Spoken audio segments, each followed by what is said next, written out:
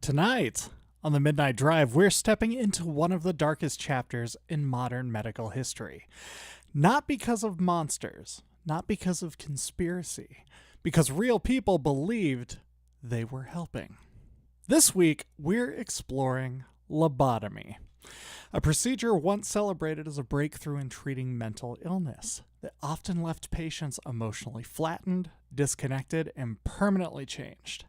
Tonight's episode is not about gore, though. It's about something far more unsettling. What happens when medicine moves faster than understanding? Because for a period of time, doctors, families, and institutions all believed that pushing a piece of metal into the human brain might somehow relieve suffering. And in many cases, the patient survived. But the person that most people once knew did not.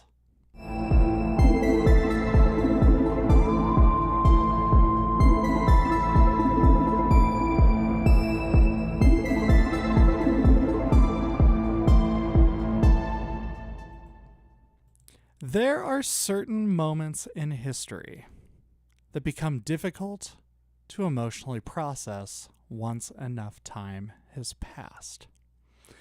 Not because they were hidden, not because nobody knew, but because modern people struggle to understand how something so horrifying ever became normalized in the first place. Lobotomy is one of those moments. Because when most people hear the word now, the reaction is immediate discomfort.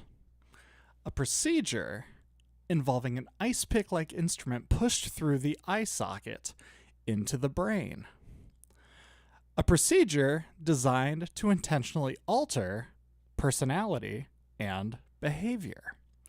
A procedure that often left patients emotionally flattened, disconnected, passive, or permanently impaired. And yet, for a period of time, this was considered modern medicine. Progress, compassion, hope. That may be the most unsettling part of all of this. The horror of lobotomy wasn't built from secret laboratories or cartoon villains. It emerged from ordinary systems. Doctors, hospitals, families, universities, institutions genuinely trying to solve suffering. And that's what makes this chapter of medical history feel so psychologically heavy. Because the intentions were often sincere.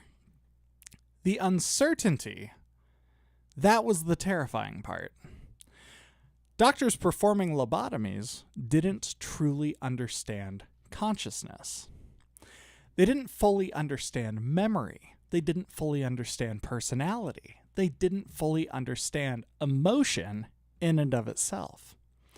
What they did understand was that damaging certain parts of the brain sometimes made patients appear calmer, more compliant, less emotionally volatile. And somewhere along the way, calmness became mistaken for healing. And that idea should unsettle everybody.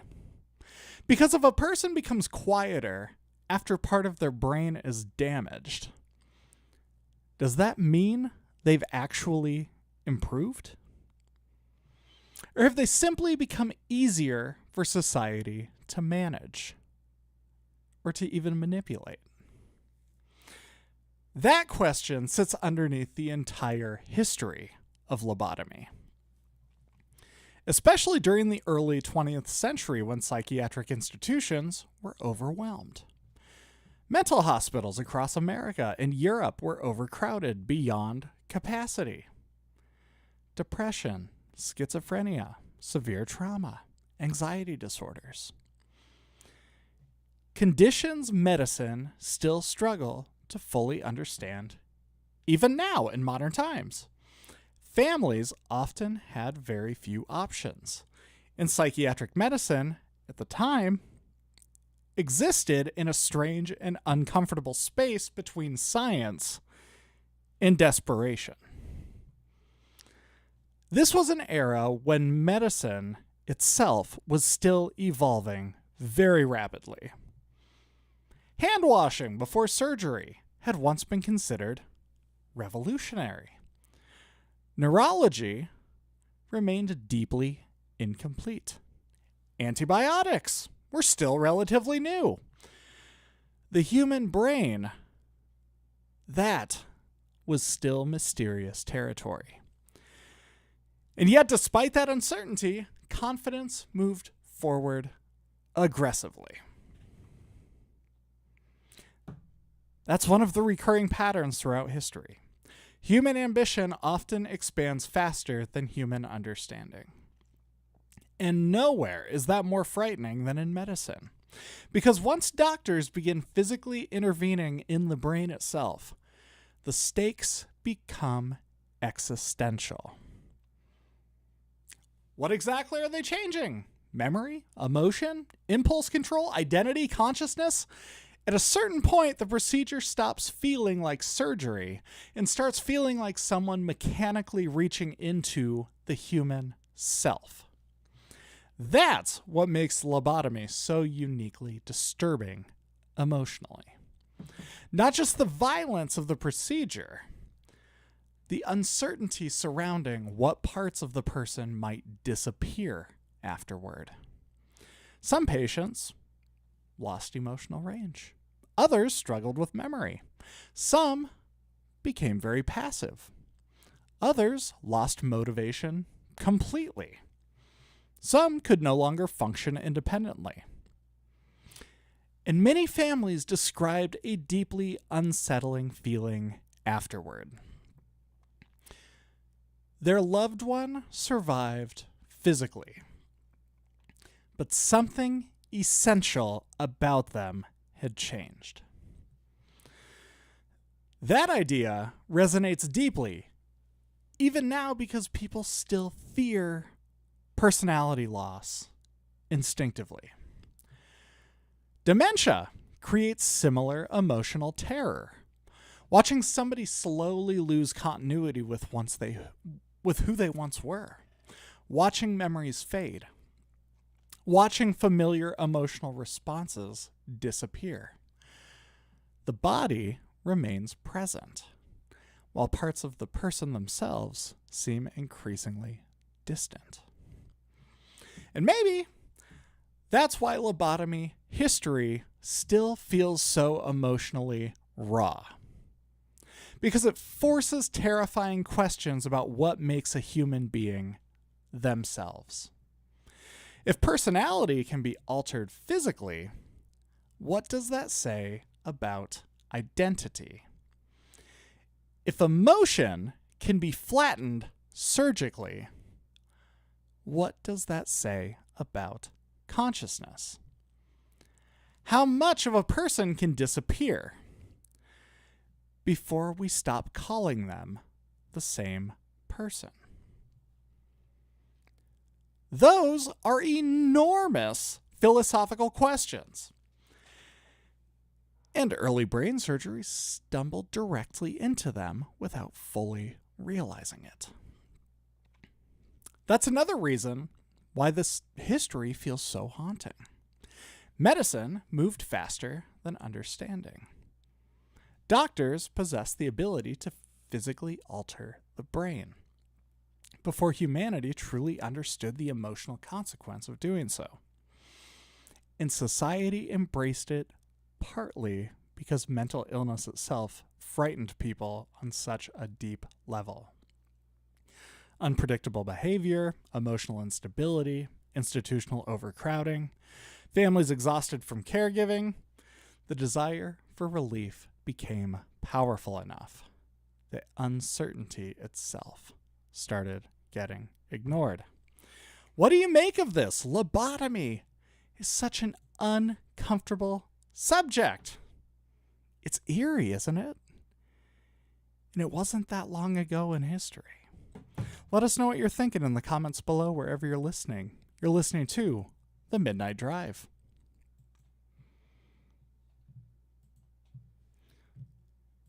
All right, all right.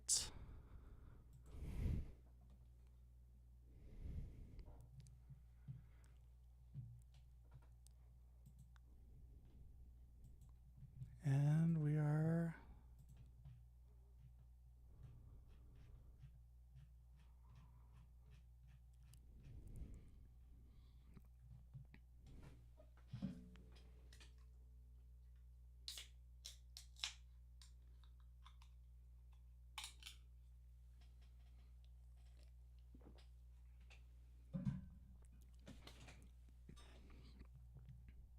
Let's do it.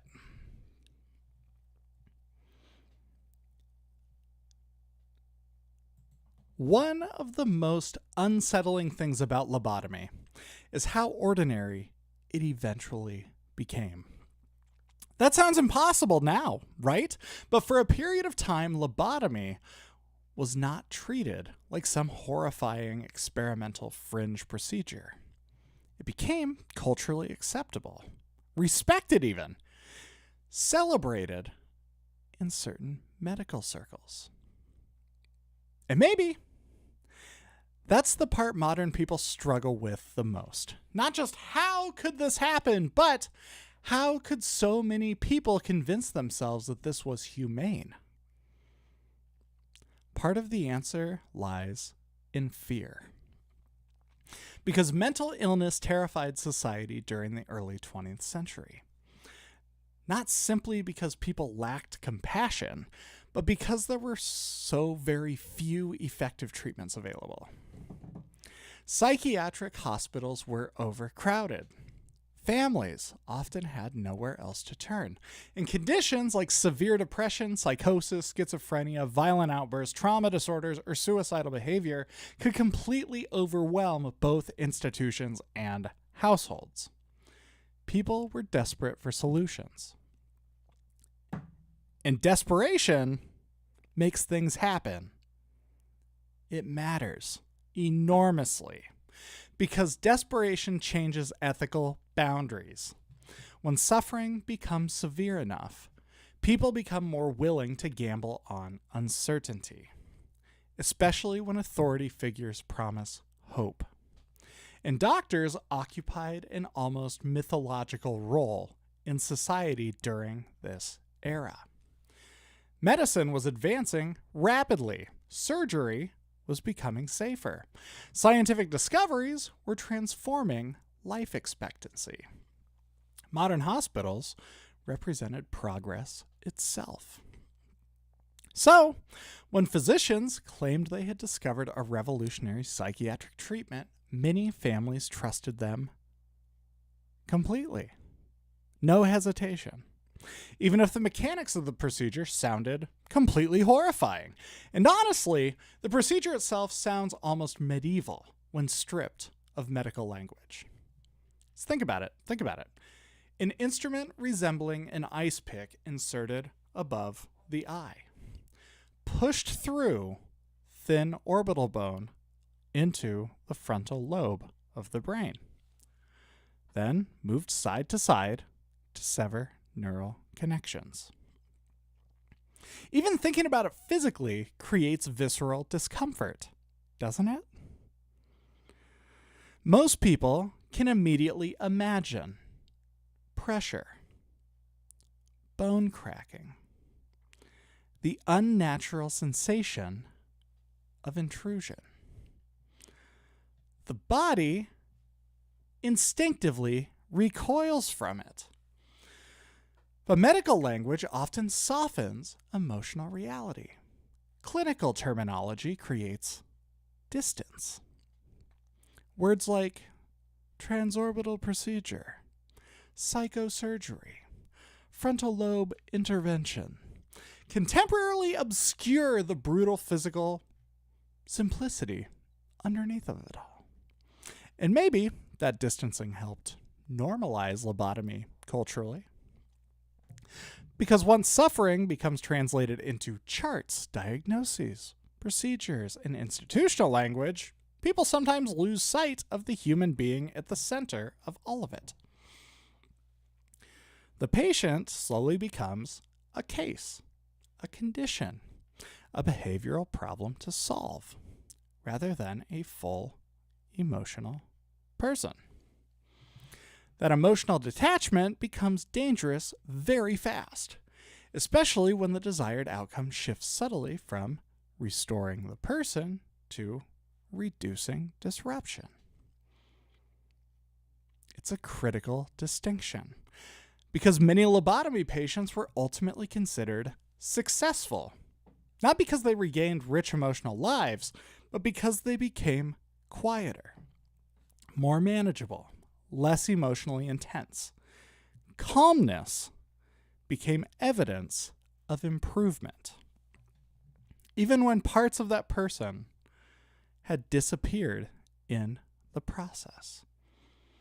That idea becomes heartbreaking when considering families, because many families likely agreed to lobotomy from a place of genuine emotional exhaustion and hope.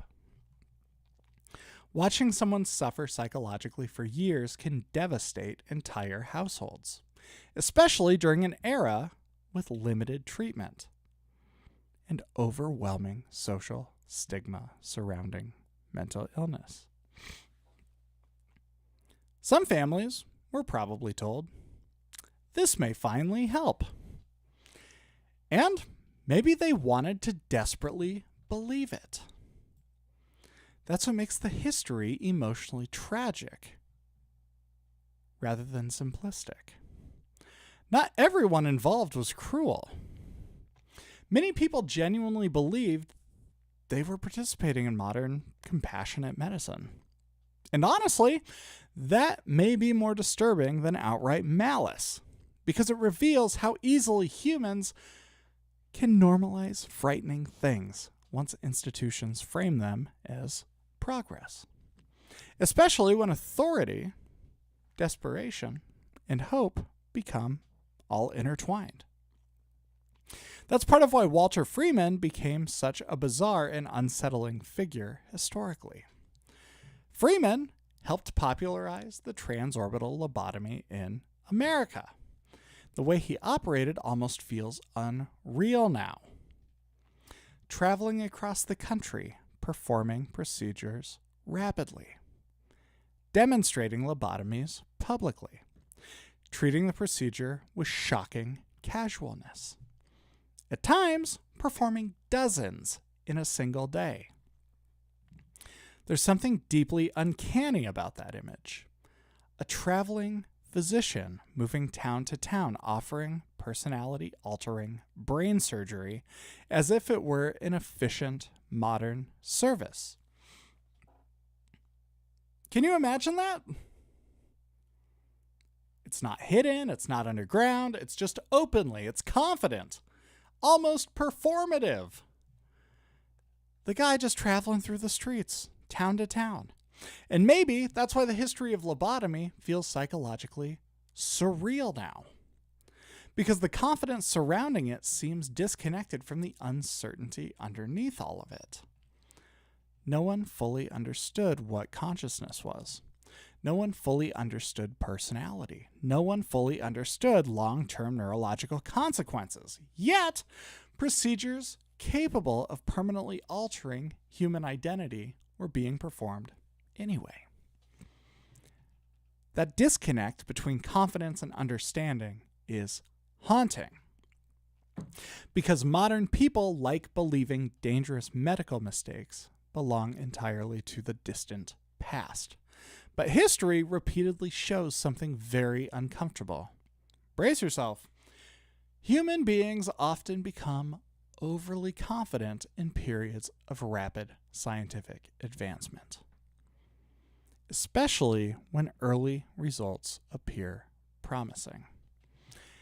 And lobotomy initially seemed promising, precisely because it reduced visible distress. Not reducing visible distress is not always the same thing as healing suffering. That may be central tragedy buried inside this entire chapter of medicine. The procedure often made suffering quieter, without necessarily restoring the fullness of a person experiencing it. And maybe that's why the history lingers emotionally, even now. Because beneath all of the medical terminology and historical distance, lobotomy forces one terrifying realization. Human identity is physically fragile. A tiny alteration inside the brain can reshape emotion, memory, personality, motivation, behavior, relationships, and selfhood itself. That realization unsettles people deeply because it destabilizes comforting ideas about permanence. You're listening to The Midnight Drive.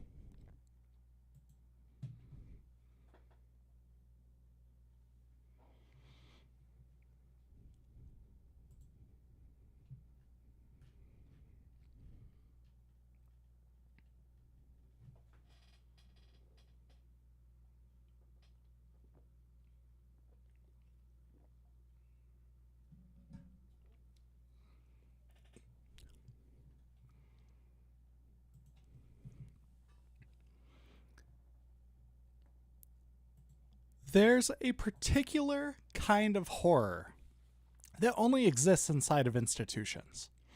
Not loud horror, not cinematic horror, very quiet horror, fluorescent horror. The kind hidden beneath paperwork, procedure, routine, and authority. And psychiatric hospitals during the lobotomy era often carried exactly that atmosphere.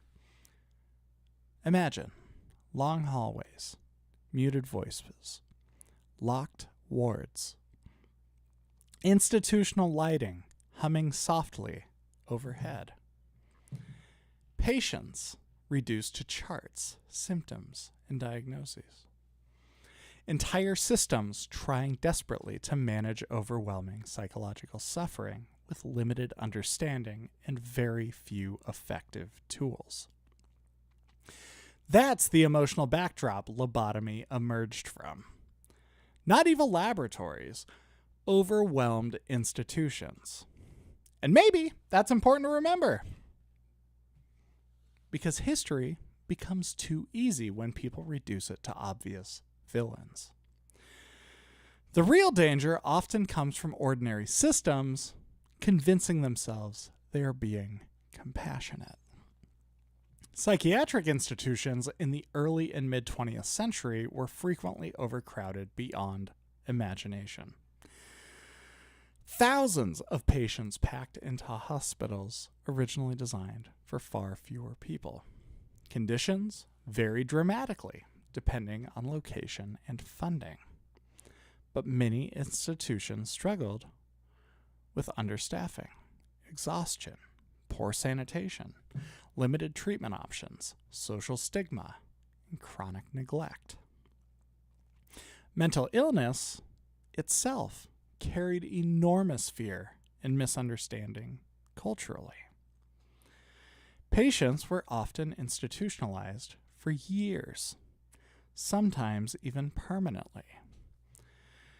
In the line separating genuine psychiatric crisis, social nonconformity, trauma, grief, and emotional instability was not always clearly understood. Women especially could be institutionalized for behavior society viewed as disruptive, emotional, rebellious, or just difficult. That part of history feels particularly unsettling now, because it reveals how strongly medicine can become shaped by cultural expectations. Society defines normal. Institutions enforce normal. And medicine sometimes becomes the mechanism used to move people toward that standard. That creates dangerous, ethical territory immediately, especially once emotional discomfort itself starts being viewed as pathology. That's one reason this period of psychiatric history still feels so heavy emotionally.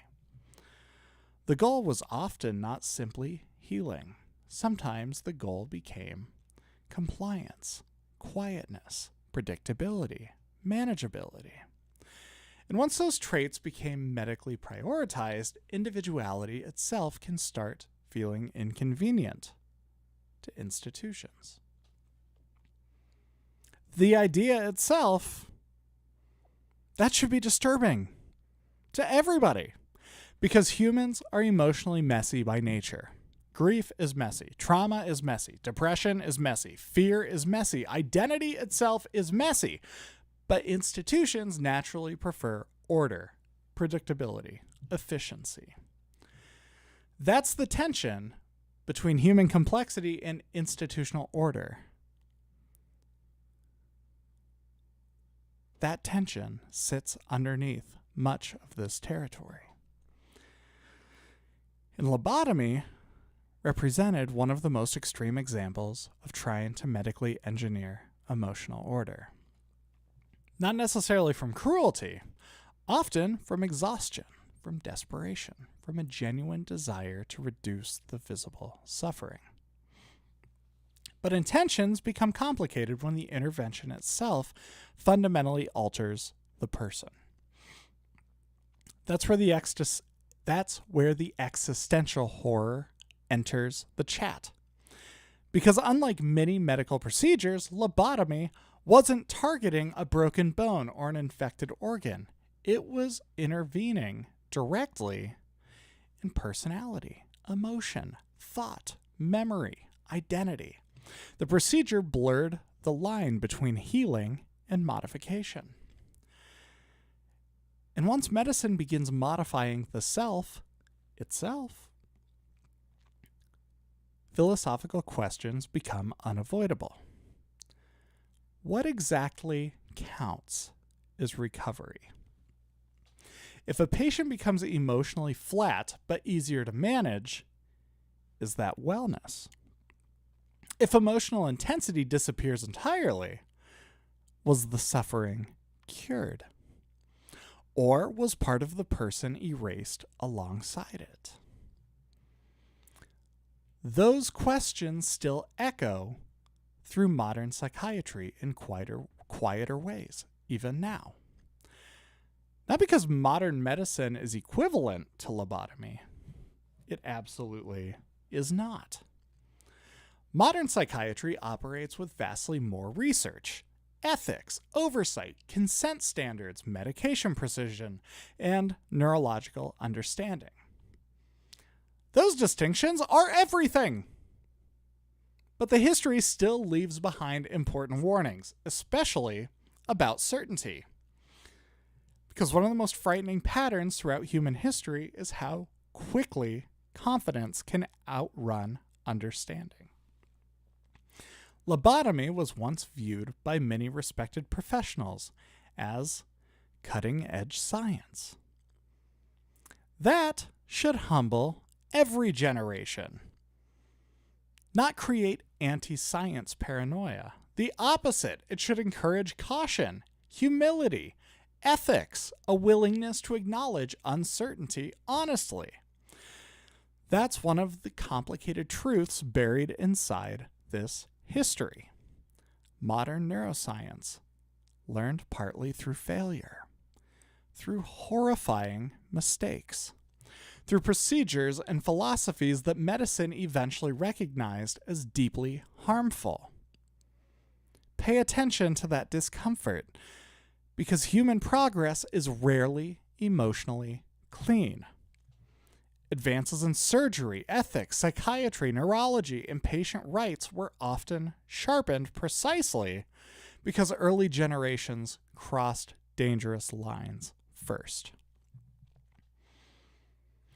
That doesn't justify the suffering, but it does complicate the history emotionally. And maybe that complexity is why this chapter still lingers so heavily in collective memory, because it refuses easy answers. The doctors were not all monsters. The families were not all foolish. The patients were not simply statistics. Everyone involved existed inside a medical system struggling against enormous uncertainty. And uncertainty can become dangerous when paired with institutional authority, especially when society becomes emotionally desperate for solutions.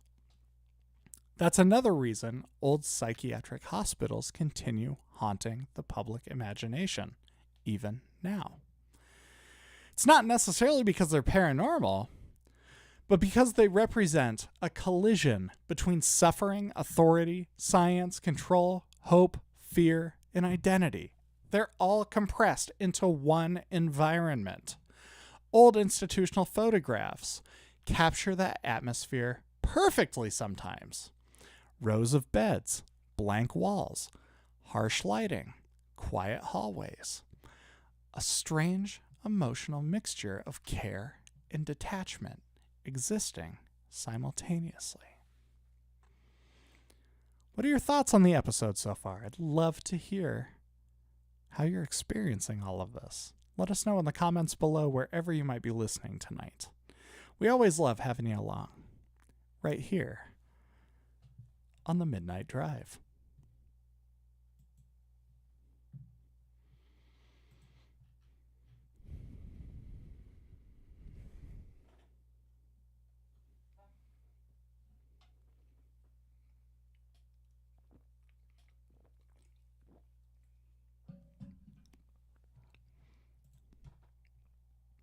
Get our closer ready.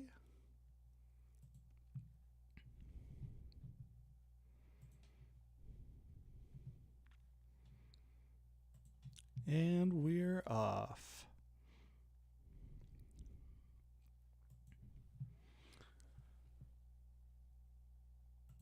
Perhaps the most frightening thing about lobotomy is how normal it all once sounded. That's the realization that lingers long after the history itself is over. It's not just, how could this happen?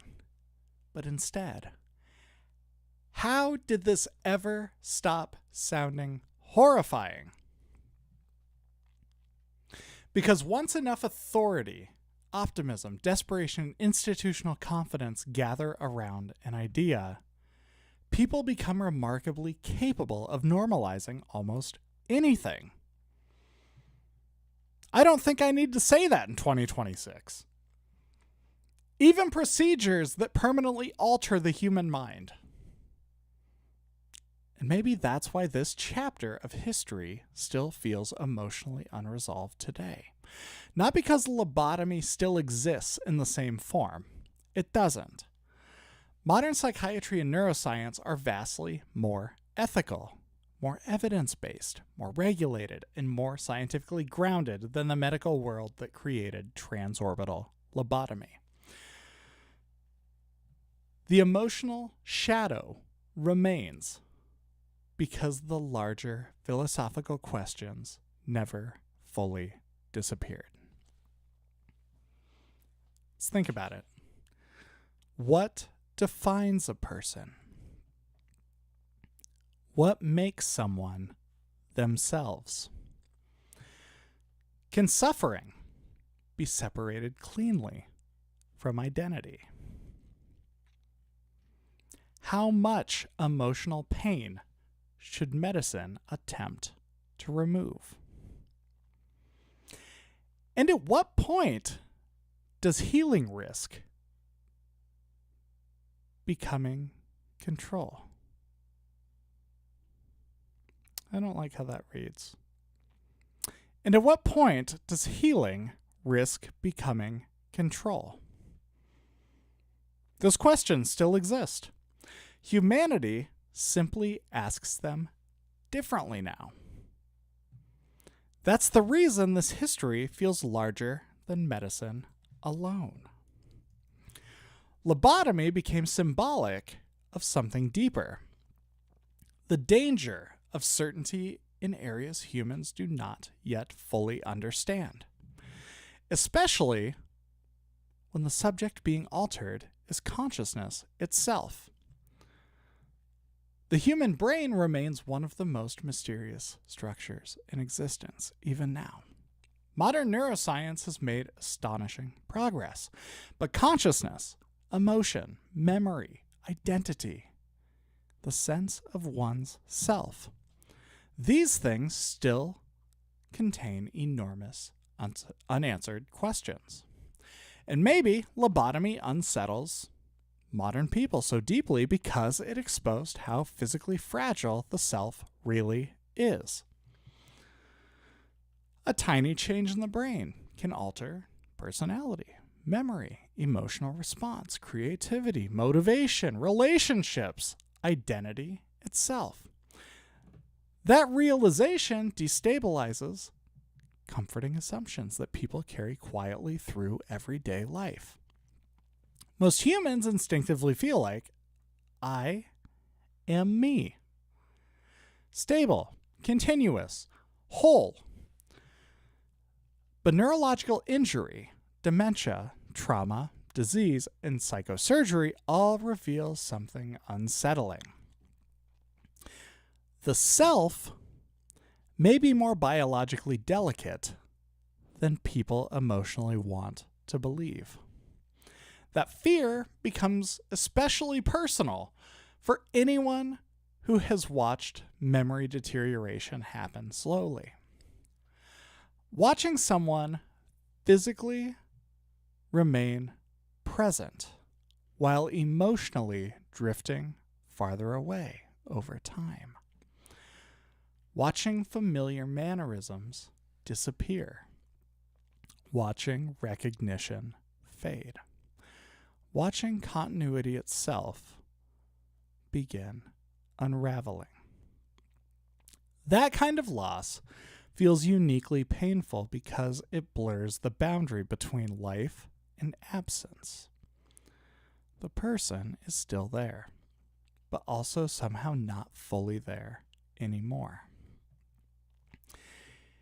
In lobotomy, forced families into a similarly horrifying uncertainty. A loved one entered the hospital carrying memories, emotional patterns, humor, fears, friendships, dreams, personality. And afterward, nobody truly knew what version of that person might emerge. That unpredictability is terrifying, especially because the procedure was often framed so calmly, clinically, optimistically, as though personality itself were simply another medical variable to adjust. And maybe that's what this history ultimately warns against. Reducing human complexity into something mechanically solvable before understanding the full emotional cost.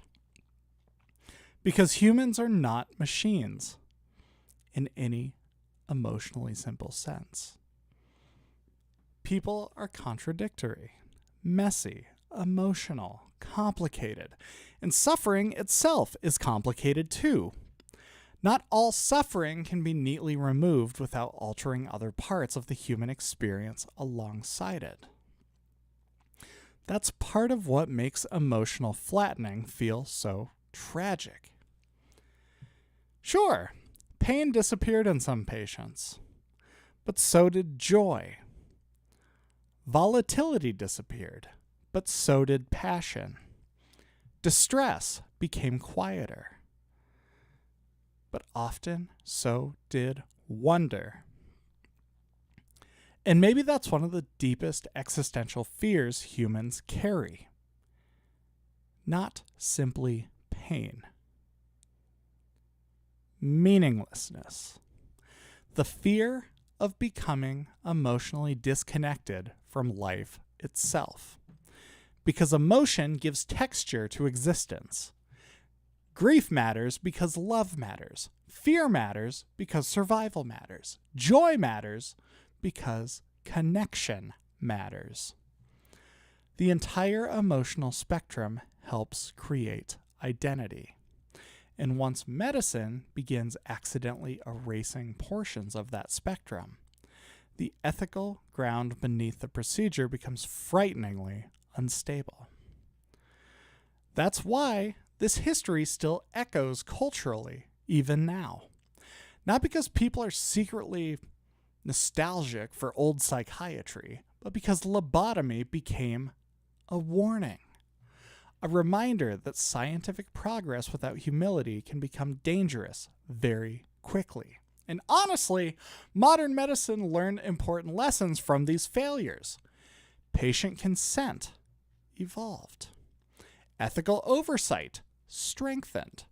Neurology advanced dramatically. Psychiatric treatment became far more evidence-based and individualized. The horrors of early brain experimentation helped define the boundaries modern medicine now tries much harder not to cross.